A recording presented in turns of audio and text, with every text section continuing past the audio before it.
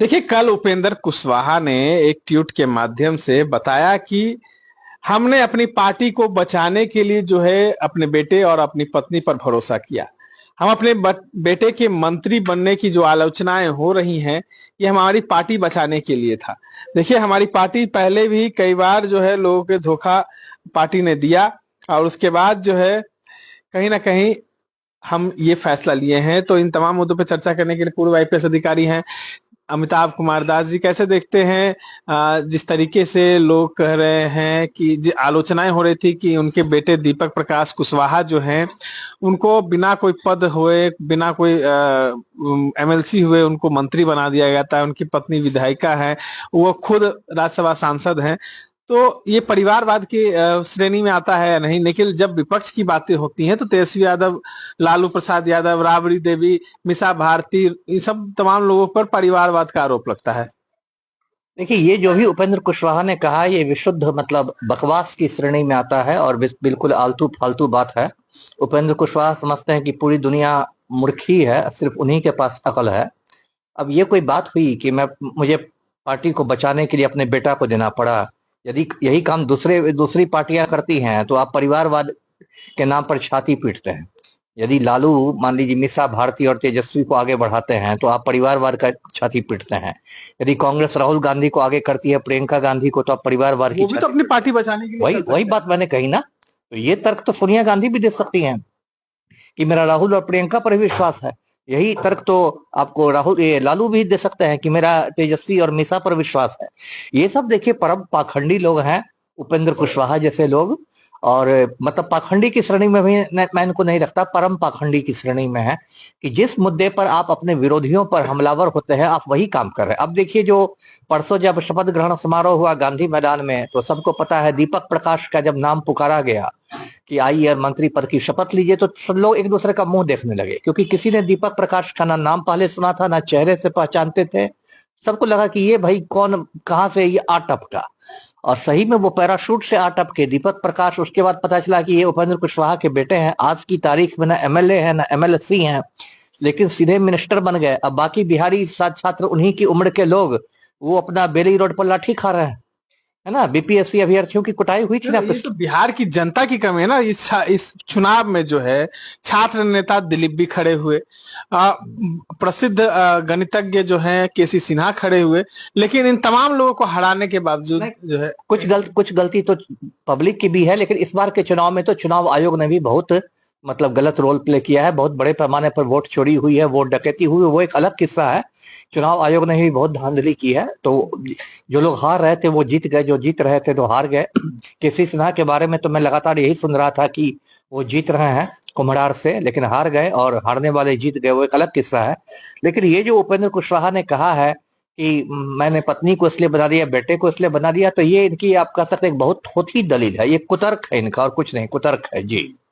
तो देखिए, तमाम चीजों को सुन रहे थे, लेकिन सवाल ये एक चीज और है कि अब तो हार गए चुनाव, महागठबंधन के लोग चुनाव हार गए, न तेजस्वी यादव बाहर आ रहे हैं इन मुद्दों को उठाने के लिए। जीतन राम मांझी के भी पार्टी में कहीं ना कहीं परिवारवाद दिखा, और विपक्ष जो है अब तक चुप है इन तमाम चीजों को लेकर। तो क्या लगता है, विपक्ष जो है इन तमाम चीजों को नजरअंदाज कर रहा है? क्योंकि जब जब उन पर उंगलियां उठी हैं परिवारवाद पर, तब तक विपक्ष चुप रहा। इन्हें नजरअंदाज तो नहीं कर रहा है। अगर तेजस्वी चुप है तो उसकी तो वजह समझी जा सकती है, उनके तो परिवार में ही घमासान हो गया, उनका तो परिवार में ही पानीपत की लड़ाइयां हो रही हैं। रोहिणी आचार्य ऐसा कर रही हैं, और वो तो एक साथ कई मोर्चों पर लड़ रहे हैं। और विपक्ष चुप तो नहीं रहेगा, क्योंकि अब देखिए, सोशल मीडिया पर ही की बहुत चर्चा है कि कैसे ये लोग दीपक प्रकाश को बना देते हैं, और ये विपक्ष को तो एक मुद्दा मिलेगा ही। अब विपक्ष अपनी रणनीति बना रहा है। प्रशांत किशोर ने तो एक दिन का उपवास कर लिया, मौन कर लिया। अब तो सड़कों पर आने का समय है, विपक्ष के भी सड़कों पर ही आने का समय है। प्रशांत किशोर की चर्चाएं की आपने, तो अब थोड़ा उनका भी सवाल ले लेते हैं। प्रशांत किशोर ने कल अपनी सारी संपत्ति दान कर दी जनस्वराज को, और कहा कि सिर्फ दिल्ली का एक फ्लैट रखेंगे। अब जो है जो कहा जाए तो वो जो भी कुछ कमाएंगे उसका 90% जो है वो जनस्वराज को देंगे। साथ ही साथ बिहार की जनता से भी उन्होंने डोनेशन मांगा है। लेकिन सवाल ये है कि जिस तरीके से माइंडसेट कर कर प्रशांत किशोर बिहार आए, उम्मीदवारों से पैसा लिया, उम्मीदवारों को टिकट, चयनित उम्मीदवार को टिकट दिया, मतलब बिहार में पैसा उगाही के लिए आए थे, फिर से वही काम कर रहे हैं। नहीं, पैसा उगाही कैसे कहते हैं? चुनाव तो पैसे के बल पर ही लड़ा जाता है ना। क्या मोदी जी के दो चुनाव प्रचार में पैसे नहीं लगते हैं? सब जानते हैं कि गौतम अडानी फंडिंग करता है मोदी के चुनाव रैलियों को, और भी बहुत पूंजीपति फंडिंग करते हैं। इलेक्टोरल बॉन्ड से ही मोदी ने करोड़ों रुपए की उगाही की है। यदि आप उगाही शब्द का इस्तेमाल कर रहे हैं, बाद में सुप्रीम कोर्ट ने इलेक्टोरल बॉन्ड्स को गैर कानूनी कर दिया। उगाही की बात नहीं कहें, कोई उगाही तब होती है जब वो आपके कनपटी पर कट्टा लगा के पैसे लेते नहीं हैं। तो ये एक विधानसभा से 10-10 कैंडिडेट खड़ा करना, उनको उम्मीद दिखाना कि आपको टिकट मिलेगा, उनसे पैसे खर्चा कराना, उनसे 21-21 हजार रुपए लेना और किसी तीसरे कैंडिडेट को टिकट दे देना। जिस उम्मीदवार ने पैसा दिया था वो अपनी मर्जी से उसने दिया था, है ना। उसने अपनी मर्जी से ना पैसे दिए थे 21,000, उसको ठीक है। आज तो दिखाया गया ना कि टिकट मिलेगा। लेकिन ये भी तो नहीं कहा गया कि आपको मिलेगा ही, आस ना था, गारंटी तो नहीं थी ना। देखिए, मैं प्रशांत किशोर का कोई प्रवक्ता नहीं उनकी पार्टी का हूं, लेकिन मैं ये कह रहा हूं कि जो उन्होंने ये किया है वो सारी पार्टियां करती हैं, और सारी पार्टियां जब करती हैं तो इसके लिए सिर्फ एक व्यक्ति की निंदा नहीं होनी चाहिए उसी काम के लिए। वो भाजपा वाले भी करते हैं, आप उसको जो भी नाम दे दीजिए। तो आप उसको उगाही कहेंगे, वो कहेंगे कि हम ये चंदा कर रहे हैं, इन्होंने राम मंदिर के नाम पर करोड़ों का चंदा किया, आज तक हिसाब नहीं दिया है। ये तो सारे लोग करते हैं। और जो संपत्ति देने का सवाल है, उनकी संपत्ति है, उन्होंने किसको दी किसको नहीं, उनका व्यक्तिगत मामला है। जी, विभाग बंटवारा में गृह मंत्रालय जो है सम्राट चौधरी को मिल गया। ये आशंकाएं लगा रही थी कि नीतीश कुमार ये सब विभाग जो है अपने पास रखेंगे। अब ये तो पलटू राम को पहला झटका है, जोर का झटका मोदी ने धीरे से दिया है। जब से पलटू राम मुख्यमंत्री रहे बिहार के, जब से हैं, लगभग 20 बरस तो हो गए, तब से गृह मंत्रालय उन्हीं के पास था। ये पहली बार हुआ है पलटू सरकार में जब कोई गृह मंत्री दूसरा बना है।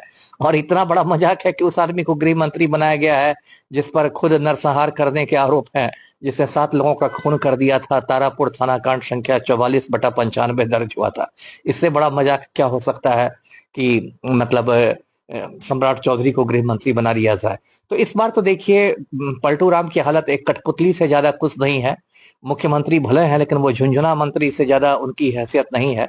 अब झुंझुना बजाते रहे, 10वीं बार ले, 11वीं बार ले, 12वीं बार ले, उनकी ताकत तो छीन ली गई है।